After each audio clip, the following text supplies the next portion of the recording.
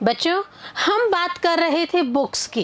Books पढ़ना बहुत अच्छा लगता है और आजकल तो बुक्स के भी कई फॉर्म्स आ चुके हैं। जी हाँ, आप उनको अपने मोबाइल में सेव करके भी पढ़ते हैं, बट मोबाइल में सेव करके पढ़ने का उतना मज़ा नहीं आता होगा बच्चों, जो आपके बुक हाथ में हो और उसको आप वन बाय वन पेजेस को पलट पलट के पढ़ते हैं। बिकॉज बुक्स क्या करती हैं, स्पेशली प्रिंटेड बुक्स परमानेंट होती हैं। उसमें परमानेंसी वाली जो भावना होती है ना, वो मोबाइल में नहीं मिलेगी। कारण मोबाइल में आप बार बार उसको ड्रैग करके पढ़ेंगे, हो सकता है मोबाइल खो गया तो बुक खो गई, हो सकता है मोबाइल डैमेज हो गया तो बुक भी गई। तो बच्चों, सबसे बड़ी बात है कि हमें हमेशा प्रिंटेड बुक्स ही पढ़नी चाहिए। ऐसा हमारे ऑथर जॉन रस्किन सर भी कहते हैं। जॉन रस्किन सर की बात करते हैं तो हम देखते हैं कि जॉन रस्किन सर, जिनका 1819 में लंदन में बर्थ हुआ था और काफ़ी वर्सटाइल इमेज लिए हुए थे। वर्सटाइल बोले तो बच्चों कि इन्होंने हर तरह के फील्ड में अपने हुनर को आजमाया हुआ है। इट मीन्स इन्होंने जो राइटिंग्स लिखी है उसमें सिर्फ एक लिटरेचर के पार्ट को ही नहीं इंक्लूड किया है, इन्होंने इंक्लूड किया है बाकायदा जियोलॉजी को, एंथ्रोपोलॉजी को, और हम कहें कि एक एक पार्ट को इनको ले लेके बारीकी से इन्होंने जो रीड आउट करके और उसके ऊपर थीम बेस्ड अपना जो बुक्स लिखी है वो नो डाउट बहुत ही काम की हैं और हर फील्ड में ये अलग अलग रोल अदा करती हैं। हम हमारे चैप्टर को कवर कर रहे थे बच्चों, जिसका नाम था What is a good book, which was written by John Ruskin sir. John Ruskin sir ने गुड बुक की परिभाषा देते वक्त बच्चों हमें एक चीज़ और बताई थी कि इट्स ओके, न्यूज़पेपर्स जो हैं वो भी प्रिंटेड होते हैं, बट हम क्या देखते हैं, न्यूज़पेपर्स में परमानेंसी वाला भाव नहीं होता है। मॉर्निंग में ब्रेकफास्ट तक तो न्यूज़पेपर बहुत काम आते हैं, लेकिन जैसे जैसे दोपहर ढलती है हम क्या देखते हैं कि दूसरे दिन तक तो उसको कोई भी रखता ही नहीं है। जो स्टूडेंट्स हैं वो उसमें से अपने जीके के क्वेश्चंस अपनी डायरीज में नोट डाउन कर लेते हैं और उनका जो न्यूज़पेपर का काम है वह फिनिश हो जाता है। इसी तरह से जो गृहिणियां हैं वो अपनी नॉलेज की चीज़ें ले लेती हैं और जो बाकी मेंबर्स हैं वो सब देश विदेश की खबरें, घर गृहस्थी की खबरें भी, क्योंकि उसमें भी तो कलर्ड पेपर्स आते हैं ना, सब अपने अपने हिसाब से उसको चेक आउट करते हैं, बच्चे अपने हिसाब से उसको लेते हैं। लेकिन हम क्या देखते हैं, उसमें प्रिंटेड होने के बावजूद परमानेंसी का भाव नहीं है, जबकि बुक्स में जो है वह परमानेंसी का भाव होता है। अब ये बुक्स परमानेंट है, लेकिन गुड बुक कैसी होनी चाहिए इसके बारे में काफ़ी अध्ययन किया और इन्होंने अपने जो एक बुक लिखी थी उसी को एक्सट्रैक्ट लेके इसको हमें यहाँ पे एज एन ऐसे रीड आउट करने के लिए मिला है। तो ये जो बुक का एक्सट्रैक्ट है ये हम क्या देखते हैं, हमने रीड आउट किया था अपने पहले प्रीवियस पार्ट्स में कि कैसे बुक्स का और न्यूज़पेपर्स का हमने डिफ्रेंशिएट किया, कैसे हमने देखा कि परमानेंसी के लिए बुक्स को क्वालिफाई करने के लिए, बुक्स को अलग अलग उसको छांटने के लिए कि अच्छी बुक में क्या क्या चीज़ें होनी चाहिए, यह हमने रीड आउट किया। इसी को कंटिन्यू करते हैं हम हमारे पार्ट 4 में, और पार्ट 4 में हम जो हमारा रिमेनिंग ऐसे है उसे इंक्लूड कर रहे हैं। होप आप सबके पास में बुक्स हैं, आप सब मेरे संग संग इसे रीड आउट कर रहे हैं। So let's start. The place you desire and the place you fit yourself for. I must also say, because observe this court of the past differs from all living aristocracy in this. यहाँ पे जो Ruskin sir हैं वो हमें बता रहे हैं, Ruskin sir का अनटू द लास्ट भी आपने पढ़ा होगा और सीजम एंड लिलीज भी आपने कवर किया होगा, उसी का एक्सट्रैक्ट हम यहाँ पे देख रहे हैं। तो यहाँ पे जो ऑथर है रस्किन सर वो हमें बता रहे हैं द प्लेस यू डिज़ायर, ऐसी जगह जहाँ आप जाना चाहते हैं, आपकी इच्छा है या फिर आपके लिए फिट है कोई जगह, ऐसी जगह वहाँ की आप बात कर रहे हैं। और एक और बात रस्किन सर कहते हैं, क्यों कहते हैं देखिए, ऑब्जर्व करिए कि जो पास्ट है वो लिविंग एरिस्टोक्रेसी से कहीं ना कहीं डिफर कर रहा है, उसमें कहीं ना कहीं अलग भावना आ रही है। It is open to labour and to merit but to nothing else. और हम कह सकते हैं कि कड़ी मेहनत है, बहुत ज़्यादा मेहनत करनी पड़ रही है और इसके अलावा कुछ भी नहीं है। नो वेल्थ विल ब्राइब, सबसे बड़ी बात है आप वेल्थ की बात करते हैं तो हम क्या देखते हैं कि कोई भाई ऐसा धन जो कि घूस से या रिश्वत से लिया गया है। नो नेम विल ओवरऑ, ओवरऑ का मीनिंग होता है बच्चों टू रिस्ट्रेन और सबड्यू बाय एव, आतंक से। बोले कि कोई भी नाम जो है आतंक से कमाया नहीं जा सकता है। No artifice will deceive the guardian of those Elysian gates. Artifice का बच्चों मीनिंग होता है क्लेवर और आर्टफुल स्किल। कोई भी चीज चालाकी से करके भी हम अगर कह सकते हैं कि हमने अच्छा काम किया है तो वह लाइफ में सक्सेसफुल नहीं होगा। आप एक तरह से अपने ही गार्जियंस को धोखा दे रहे हैं, जो कि आपके लिए एक ऐसे दरवाजे खोलते हैं जहां पे कि आपका सुनहरा भविष्य आपका इंतजार कर रहा होता है। बच्चों एक बात और है, आगे हम कंटिन्यू करते हुए इस चीज को और बताएंगे। In the deep sense no vile or vulgar person ever enters there. कोई भी ऐसा वल्गर जो कि गलत काम करते हो, ऐसा व्यक्ति ऐसी इच्छापूर्ण स्थानों पर जाने की सोच भी नहीं सकता है। At the portieres of that silent Faubourg Saint Germain there is but brief question, do you deserve to enter. यहाँ पे बात करी जा रही है एक इंसिडेंट की, और हम क्या देखते हैं यहाँ पे सबसे पहले मीनिंग कवर करके इसको हम कंटिन्यू करते हैं। पोर्टियर्स, पोर्टियर्स मीन्स जो कर्टेन्स लगे हुए होते हैं, पर्दे जो हमारे विंडोज पे डोर्स पे लगे हुए होते हैं, उसको यहाँ पे पोर्टियर्स कहा गया है। यहाँ पे हम बात कर रहे हैं फेबर सेंट जर्मेन की।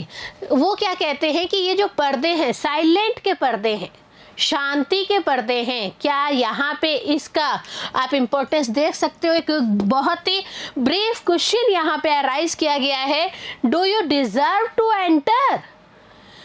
जी हाँ, कितना बड़ा क्वेश्चन है कि क्या आप डिजर्व भी करते हैं, क्या आप काबिल भी हैं क्या कि आप प्रवेश कर सके। बहुत ही इम्पोर्टेंट बात है। बुक्स के बारे में बात करते करते हमारे रस्किन सर एक चीज़ और हमें बताते हैं कि आप किसी भी ऐसे को जब विस्तार देते हैं, डेवलप करते हैं, तो उसमें क्या क्या चीज़ें इंपॉर्टेंट हुई थी। सी दिस वन कि एक एक चीज़ को हमें समझाने के लिए उन्होंने किस टेक्निक का यूज़ किया है। Once again we will continue it. Pass, do you ask to be the companion of novels. बोले कि क्या आप नॉवेल्स के अच्छे लोगों का साथ देने के लिए भी कह रहे हैं क्या।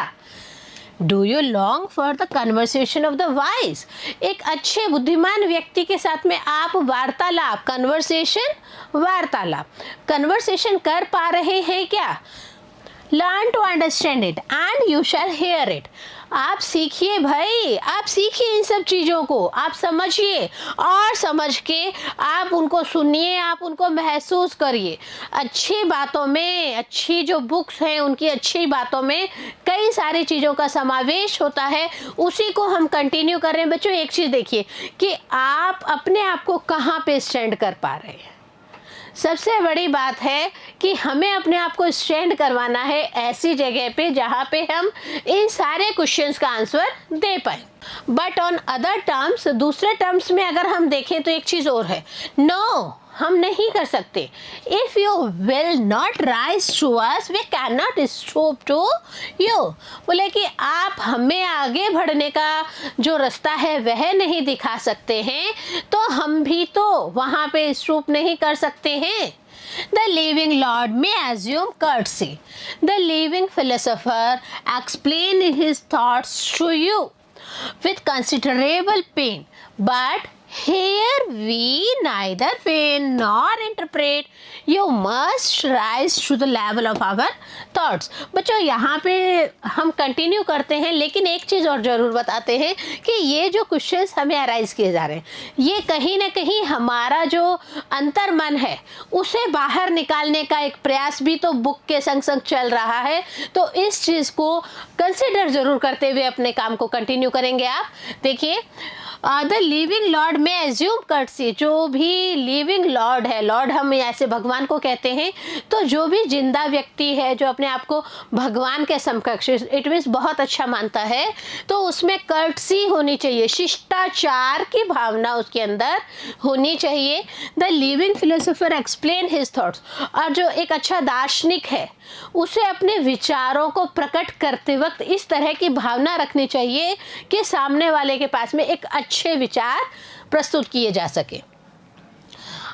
To you with considerable pain. अच्छा देखिए, यहाँ पे कंटिन्यू करते हैं फिलोसोफर के थॉट्स को। तो हम क्या देखते हैं कि आप अपनी बात कह रहे हैं, लेकिन बातों में आपने कई ऐसी चीज़ों का समावेश किया है जहाँ पर कि आपको प्रस्तुतिकरण इस हिसाब से देना था, रिप्रेजेंटेशन इस हिसाब से देना था कि आप किसी के दुख को अनुभव करते हुए ही अपनी बात रखें। आप बात कंटिन्यू कर रहे हैं एक ऐसे पर्पस से, एक ऐसे व्यक्ति की फिलोसोफर बात कंटिन्यू कर रहे हैं जहाँ पे कहीं ना कहीं उनको लगता है कि सामने वाले के दुख दर्द को भी महसूस करना चाहिए। तो प्रेजेंटेशन इस हिसाब से होना चाहिए एज अ फिलोसोफर कि आप किसी के दुख दर्द को शामिल करते हुए अपनी बात को रखें। एक और चीज़ है, but here we neither feign nor interpret. देखिए बच्चों, फेन मीन्स बहाना करना, to give false appearance of, and interpret means to explain और टेल द मीनिंग। यहाँ पे हम क्या देखते हैं कि सबसे बड़ी बात है कि हम ना तो कोई बहाना कर रहे हैं, ना हम किसी चीज़ का व्याख्या कर रहे हैं, explanation. Interpret it means explanation कर रहे हैं उस चीज़ का। You must rise to the level of our thoughts. आपको हमारे विचारों तक ऊंचा उठना होगा। रस्किन सर की ये जो बातें हैं ये हमें सिखाती हैं कि कैसे हमें अपने मानसिक लेवल को ऊंचा, मेंटल लेवल को भी हाई अप करके इन सब चीज़ों के बारे में सोच के, इन सब चीज़ों की तरह हम कई बार कहते हैं ना कि अरे आप तो दार्शनिक की तरह बात करने लगे, लेकिन आपके अंदर वो क्वालिटीज़ भी होनी चाहिए। That is the main thing. If you would be gladdened by them and share our feelings, if you would recognize our presence। सबसे बड़ी बात है कि ये तब हो सकता है कि जब आप किसी की हमारी फीलिंग्स को समझ पाएँ, आप हमारी भावनाओं को समझ पाएँ। इसके अलावा हम देखते हैं कि आप रिकॉग्नाइज कर पाएँ हमारी प्रेजेंस को। हम क्या देखते हैं बच्चों कि हमारे घर में कई बार बुज़ुर्ग होते हैं, हम हर काम कर लेते हैं बट हमारे बुज़ुर्ग को उनमें इन्वॉल्व नहीं करते हैं। तो क्या वो सही कर रहे हैं क्या? हम बुज़ुर्ग कौन है? हमारे ही तो दादा दादी हैं, हमारे ही तो पेरेंट्स हैं। अगर हम उन्हें इंक्लूड नहीं करेंगे अपनी लाइफ में, तो क्या आपको लगता है कि भविष्य में आपके बच्चे इस चीज़ को फॉलो अप कर पाएंगे? नहीं, वो भी तो वही करेंगे जो वो देखते हैं। तो हर चीज़ को प्रेजेंस करना, उसमें आप क्या क्या इंक्लूड कर रहे हैं, रिकॉग्नाइज कर रहे हैं, ये चीज़ बहुत मायने रखती है। This then is what you have to do and I admit there it is much. और बोले यही सब की चीज़ें हैं जो कि ये एडमिट करते हैं, और सबसे बड़ी बात है कि ये बहुत है, करना चाहिए इन सब चीज़ों को। You must in a word love these peoples if you are to be among them. और सबसे बड़ी बात है कि आपको ऐसे लोगों से प्यार करना चाहिए, वो आप भी तो उनमें से एक ही हैं, आपको ऐसे लोगों को प्यार करना चाहिए। और सबसे बड़ी बात है कि आप एक समूह में, you are in the group and you are discussing something, when you realize that someone will respect to you, then ultimately सबसे बड़ी बात क्या है, you will also respect to that person। same with the love, कि आपको अगर love चाहिए, care चाहिए, then you will also respond the same to the other person also। No ambition is of any use. आप ambitions बहुत रखते हैं, आप भविष्य के लिए बहुत ज़्यादा एम्बिशंस रखते हैं, लेकिन वो कोई यूज़ नहीं रखती हैं जब तक कि आपके अंदर इन सब चीज़ों का समावेश ना हो जाता है। दे स्कॉर्न योर एम्बिशन। क्यों? क्योंकि वो आपके एम्बिशंस को, आपकी जो बहुत आगे बढ़ने की जो इच्छाएं होती हैं ना, महत्वाकांक्षाएं, उनको वो कहीं ना कहीं ख़त्म कर सकता है। You must love them and show your love by a true desire to be taught by them and to enter their thoughts। और आप किसी से बात करते हैं, your conversation with something, then the main thing is you should show your love by a true desire। अंदर से आपकी इच्छा शक्ति ऐसी होनी चाहिए कि आप अपना सच्चा प्यार प्रदर्शित कर सकें। एंड आप दूसरे को तभी ये चीज़ें सिखा सकते हैं जब आपके अंदर ये सब इमोशंस, ये सब लव एंड केयर होगा। And to enter their thoughts, और तभी आप दूसरे के दिमाग के जो विचार चल रहे हैं उसके अंदर आप एंटर कर सकते हैं। इट मीन सामने वाला व्यक्ति भी तभी ऐसा सोचेगा जब हम उसको ऐसा सोचने का मौका देंगे। It means we are also thinking the same thing, love, care, expectations, everything they need पहले हम उसे करें, देन दूसरे को जो है उससे एक्सपेक्टेशंस लें। To enter into theirs, observe and not to find your own expressed by them।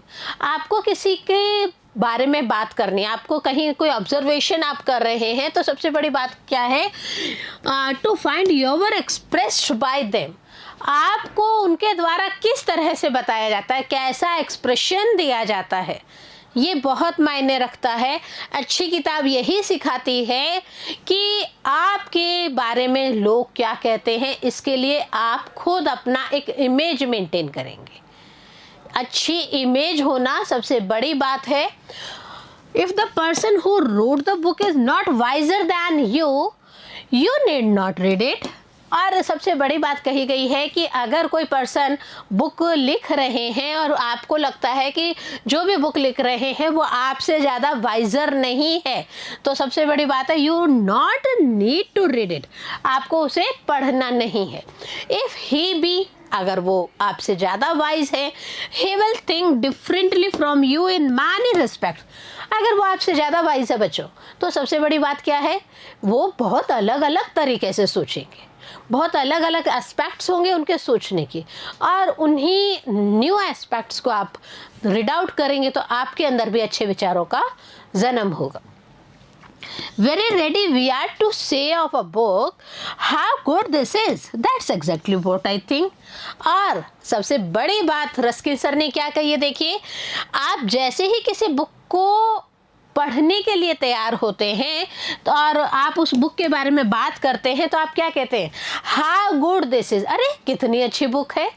यही तो एग्जैक्टली रस्किन सर सोच रहे हैं, क्या कि अच्छी बुक पढ़ने के लिए क्या क्या क्वालिटीज़ होनी चाहिए, कैसे उसको एक्सप्रेशन दिया जाना चाहिए, कैसे उसमें इमोशंस होने चाहिए, और उन इमोशंस को जो लिख रहा है उसके अंदर तो होने ही चाहिए। बट रीड आउट तभी कर सकता है जब वो अंदर से ऐसे फीलिंग्स को लेके आए। कई बार आप देखते हैं कि एक कोई स्टोरी है, उसको पढ़ने से एक आदमी के तो आंसू निकल आए, क्यों, क्योंकि उसको बहुत हार्ट टचिंग लगी, जबकि दूसरे आदमी को लगता है क्या हो गया, तो उसके घर में डेथ ही तो हो गई। तो यहाँ पे डिपेंड करता है, आप रीड आउट कर रहे हैं उस वक्त आपके माइंड में कैसे इमोशंस, कैसे विचार, कैसे थॉट्स चल रहे हैं। But the right feeling is how strange that is. सच्ची फीलिंग क्या है, अरे ये कितना स्ट्रेंज है, अनोखा है, I never thought of that before and I see it is true, और if I do not now I hope I shall someday. देखिए पॉजिटिवनेस, देखिए आदमी ऑप्टिमिस्टिक होता है, सकारात्मक होता है, तो कई नई चीज़ों का उदय होता है। See this, but the right feeling, सबसे सही फीलिंग क्या है, हाउ स्ट्रेंज इज दिस, कितना स्ट्रेंज है, I never thought of that before, मैंने तो ऐसा कभी सोचा भी नहीं था जिंदगी में कि ऐसा भी कुछ होता है क्या, एंड येट आई से इट इज ट्रू। और सबसे बड़ी बात है, जब पढ़ते हैं तो रस्किन सर की तरह हम भी तो कई बार कहते हैं, अरे ये जो लिखने वाले ने बात कही है ये तो बिल्कुल सही कही है, और if I do not now I hope I shall someday. और कई बार हम ऐसा नहीं कर पाते हैं तो हम क्या कहते हैं, अरे एक दिन मैं भी तो ऐसा का ऐसा बन के दिखाऊंगा, एक दिन मैं भी तो इसी की तरह और अच्छा बेटरमेंट करके दिखाऊंगा। तो ये जो पॉइंट्स हैं, ये जो लाइंस हैं, ये बच्चों हमारी लाइफ के लिए भी उतनी ही इम्पोर्टेंट रोल अदा करती हैं। कंटिन्यू करते हैं, but whether the submissively are not, at least be sure that you go to the author to get at his meaning, not to find yours। Submissively का मीनिंग देखते हैं हम, readily obey other people and do whatever they want। कई बार हम क्या कहते हैं कि हम अपने खुद के विचारों को नहीं अपनाते, दूसरे व्यक्ति ने जो कह दिया हम लकीर के फ़कीर बन के उसको फॉलो अप करते रहते हैं। तो बच्चों ऐसा तभी करें जब आपका इनर हार्ट कहता है कि सामने वाला सही काम कर रहा है, अदरवाइज़ आपको ये काम नहीं करना है, ध्यान रखिएगा। ज़्यादातर होता है एक ने कह दिया और पूरी सेना उसी की तरफ दौड़ पड़ती है, तो लेकिन क्यों, वाई वाला आप अपने आप से क्वेश्चन ज़रूर पूछेंगे, वाई वाई, ये ज़रूर होना चाहिए लाइफ में, ध्यान रखिएगा।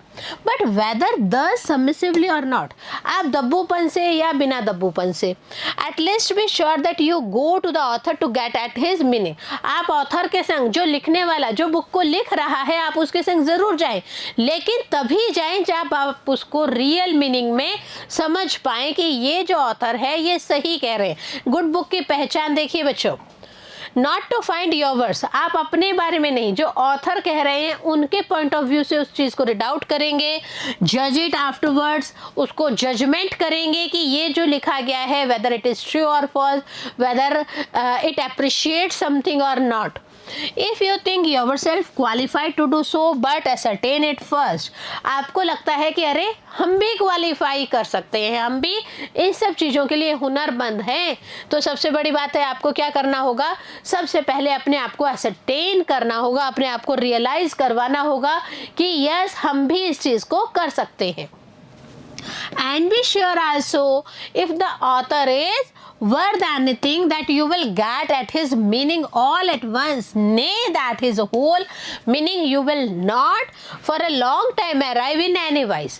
बुक्स के बारे में आगे कंटिन्यू करते हुए रस्किन सर कहते हैं कि आप किसी भी चीज़ के बारे में श्योर हो जाए, यदि ऑथर है वो वर्थ है, किसी चीज़ में सच्चा है, तो आप उस चीज़ को देखेंगे और आप क्या करेंगे, आप उसका रियल मीनिंग, जो बात कही जा रही है उस मीनिंग को ग्रेसअप कर पाते हैं, उसे ग्रहण कर पाते हैं, तभी आप उसे लीजिए। अदरवाइज आपको क्या लगता है, होल मीनिंग आपको नहीं समझ में आ रहा है, you will not for a long time arrive in any wise, आप लंबे समय तक बुक को पढ़ नहीं पाएंगे, आप लंबे समय तक बुक से अटैच नहीं रह पाएंगे। Not that he does not say what he means and in strong words too, सबसे बड़ी बात है लिखने वाला बंदा है वो क्या है, आप क्या कह रहे हैं और वो क्या सुन रहे हैं, ये सबसे बड़ी बात है। इट मीन्स लेखक ने कोई चीज़ कह दी, ऑथर ने कोई चीज़ कह दी है, लिख दी है, आप उसे सही मायनों में ग्रेसअप करिए। देखिए, not that he does not say that what he means, वो नहीं कह रहा है जैसा वो समझ रहा है, and in strong words true, और सबसे हम कह सकते हैं कि अच्छे शब्दों में हम बात करें तो, बट ही कैन नॉट से it all and what is more strange will not, और वो ऐसा नहीं कहते कि यही चीज़ करें। सबसे बड़ी बात है कि कई बार हमें कुछ ज़्यादा ही स्ट्रेंज चीज़ों के बारे में पता चलता है, but in a hidden way and in parables, बहुत ही छुपे हुए तरीके से और पैराबल्स के रूप में। पैराबल्स ऐसी बुक्स जो कि हमें कुछ न कुछ नॉलेज देती हैं, स्पेशली हम बात करें बाइबल की, तो बाइबल में कुछ ऐसी शिक्षाप्रद कहानियाँ होती हैं जो हमें सिखाती हैं कि कैसे हम और आगे और अच्छा काम कर सकते हैं।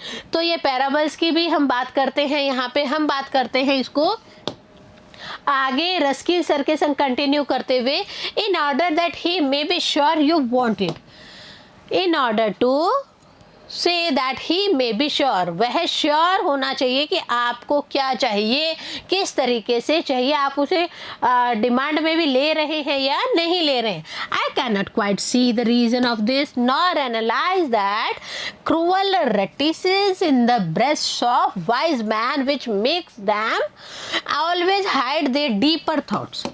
यहाँ पे देखिए मीनिंग हम देखते हैं रेटिसेंस का। Reticence means non willingness to talk much with the people, बहुत कम बोलने वाला, हम इंट्रोवर्टिव नेचर के बारे में भी हम इसमें बात कर सकते हैं, ऐसा व्यक्ति जो बहुत कम बोलता है।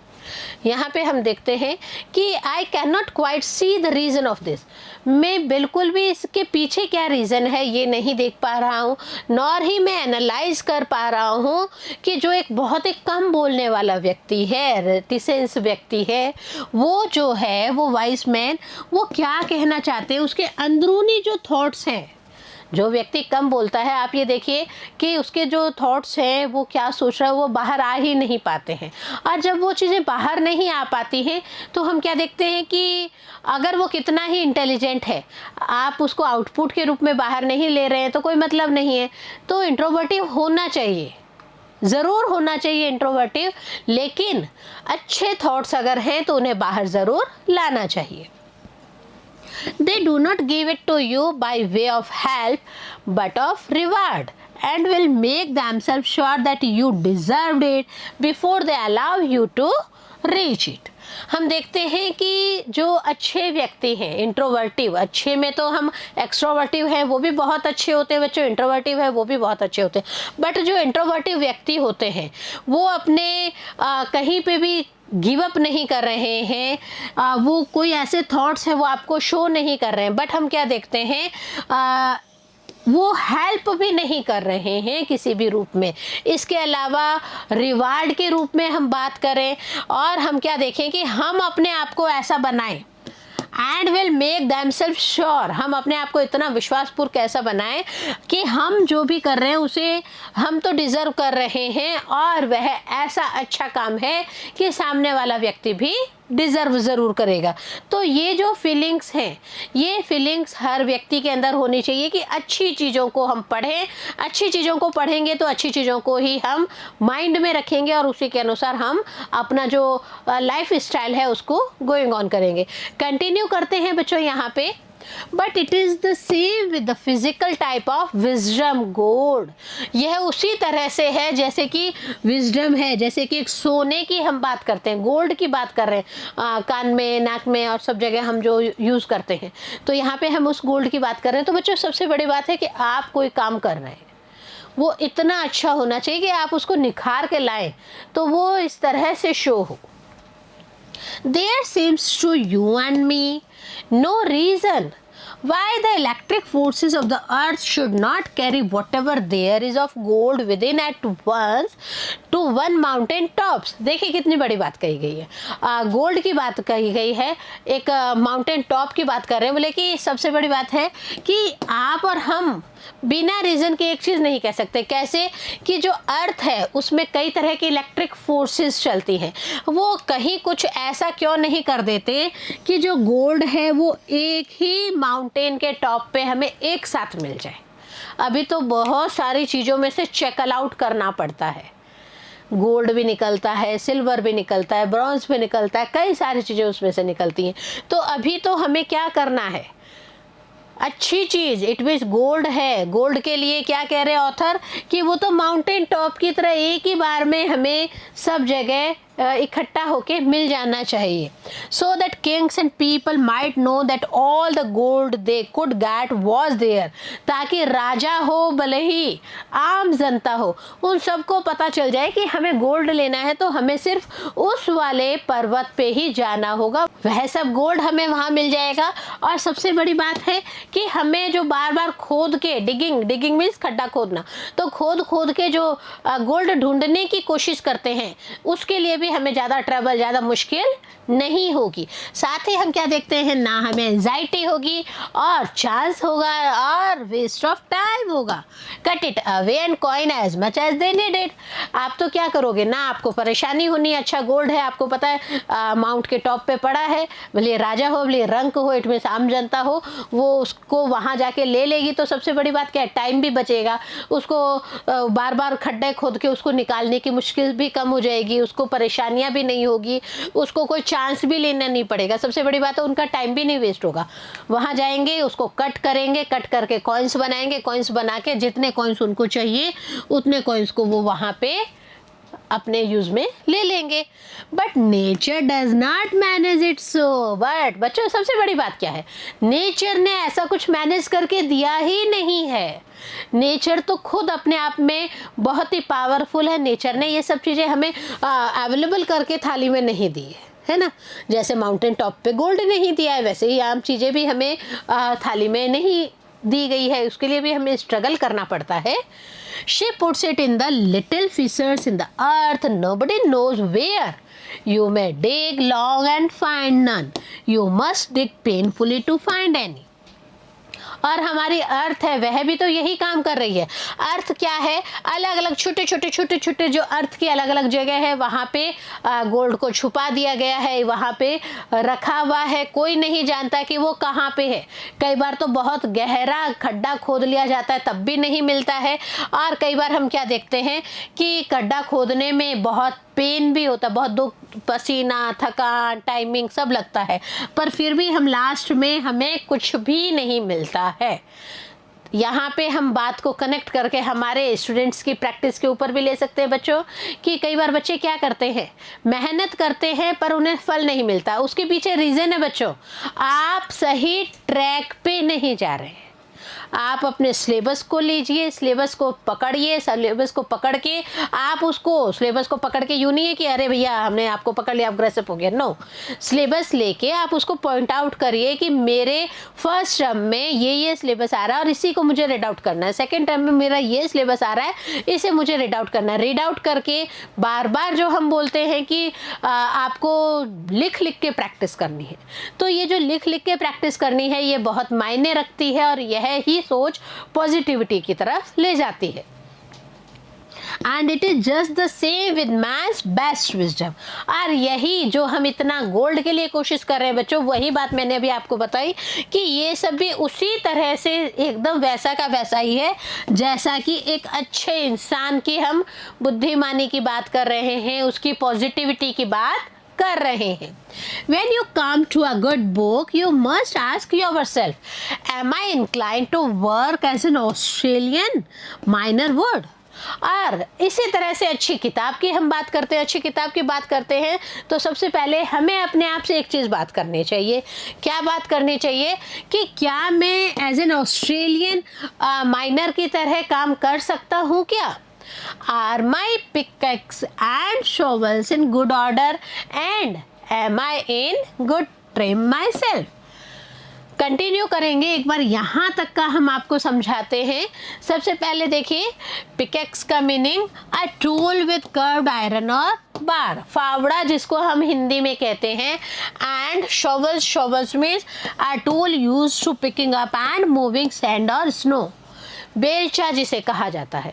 तो यहाँ पे हम गुड बुक की बात करते करते हम बात कर रहे हैं, are my picks and shovels in good order, मेरे जो फावड़े हैं, मेरे जो सामान उठाने वाली तगारी है, बेलचा है, क्या वो सही कंडीशन में है क्या? एंड क्या मैं अपने आप को इतना तंदुरुस्त कर पा रहा हूँ क्या? My sleeves well up to the elbow and my breath good and my temper, मेरी जो स्लीव्स हैं वो एकदम सही है, एकदम अपने एल्बो तक काम कर रही हैं, मेरा जो सांस लेने का तरीका है वो एकदम सही है, और सबसे बड़ी बात है my temper, मेरा जो गुस्सा है वो भी पॉजिटिवनेस की तरफ जाना चाहिए। अच्छी बातों के लिए गुस्सा ज़रूर करिए, फालतू की बातों के लिए नहीं करना है। And keeping the figure a little longer even at the cost of टायरसमनेस। और टायरसमनेस का हम यहाँ देखें तो एक उबाऊ पोजीशन जो आ जाती है, बहुत ही मुश्किल वाली पोजीशन जो आती है, उसके बारे में बात की गई है। सबसे बड़ी बात है, आप ऐसी फिगर, एक छोटी फिगर को लॉन्ग टाइम तक रखते हैं तो आपको क्या लगता है, आप अपनी ज़िंदगी में बिल्कुल कष्ट वाली पोजीशन पे, उबाऊ, जहाँ पे हम कहते हैं I am getting bore from all these things, उस पोजीशन पे आ जाते हैं। तो आप क्या काम कर रहे हैं, कैसा काम कर रहे हैं, अच्छे किताब आपको कहाँ पे किस तरीके से ले जा रही है, क्या सब कुछ अवेलेबल मोड पे रख दिया गया है या फिर आपको अपने शॉवल्स और पिकेक्स की तरह तैयारी करके अपने काम को करना है, इन सब चीज़ों को ज़रूर देखना होता है। For it is a thoroughly useful one the metal you are in search of being the author's mind और मीनिंग। और इसके लिए सबसे बड़ी बात है कि ऑथर का जैसा दिमाग काम कर रहा है, ऑथर का जैसा माइंड काम कर रहा है, उस माइंड के अनुसार ही हमें भी ऐसे मेटल की, ऐसी चीज़ की खोज करनी होगी जो पॉजिटिवनेस की तरफ लेके जाए, जो हमें अच्छी चीज़ों को दिखाने की तरफ दर्शाया जाए। His words are the rock which you have to crush and smelt in order to get it at। सबसे बड़ी बात है, अच्छे ऑथर के जो भी वर्ड्स होते हैं वो किस तरह से होते हैं, एक पत्थर की तरह होते हैं जिसमें कि आप क्रश करें, भले स्मेल्ट करें, उसको, उसे तोड़ें, उसे घिसें, भले किस भी करें, लेकिन सबसे बड़ी बात है आपको जो चीज़ मिल रही है गोल्ड के रूप में, एक अच्छाई के रूप में, वो ज़रूर सही होनी चाहिए। And your pickaxe are your own care, wait and learning, your smelting furnace is your own thoughtful soul। इसी तरह से आपके जो पिकेसिक्स है, इट मीन्स आपके जो फावड़े हैं, वो किस तरह से काम करने चाहिए, आपकी खुद की केयर करने के लिए होने चाहिए। साथ ही आपके अंदर विट होना चाहिए, ह्यूमर होना चाहिए। साथ ही आप जो भी चीज़ की रीड आउट कर रहे हैं, लर्निंग प्रोसेस कर रहे हैं, वो भी एकदम इस तरह से करनी चाहिए कि हम कहते हैं ना, स्मेल्टर प्लांट में हर चीज़ को एकदम फर्निश्ड करके बाहर निकाला जाता है। उसी तरह से अच्छा गोल्ड लेना भी अलग बात है, और अच्छे गोल्ड की तरह अच्छी बातें सुनना और पढ़ना भी अलग बात है। हमें उसके लिए भी पूरा फावड़े से खुदाई करने जैसे अपनी सावधानी से काम करना होगा। हमें अपना विट अच्छा रखना होगा, हमें लर्निंग प्रोसेस अच्छी रखनी होगी। और ये सब तभी हो सकता है जब हम उन सब चीज़ों को निखार के एक अच्छे रूप में लेके आए। तभी हमारी जो सोल है वो एक विचारात्मक पॉजिटिव थॉट लेते हुए हमारी आत्मा जो है वह अपना काम करेगी। तो बच्चों, गुड बुक के साथ साथ हमें कई सारी अलग अलग एग्जाम्पल्स देके रस्किन सर के द्वारा बातें बताई जाने, और अलग अलग एग्जाम्पल्स के साथ में सबसे बड़ी चीज़ है कि आप किस तरह से किस चीज़ को ग्रेसअप कर रहे हैं, अच्छी को कर रहे हैं या बुरी को कर रहे हैं, ये बहुत मायने रखता है। और भी रस्किन सर हमें कई सारी चीज़ें बताएंगे, कई सारी चीज़ों को हमें रीड आउट करना है, बट थोड़ा सा इंतज़ार करना होगा, क्योंकि वह हम लेके आएंगे हमारे नेक्स्ट पार्ट में। तब तक बिंदु के साथ पढ़ते रहें और आगे बढ़ते रहें।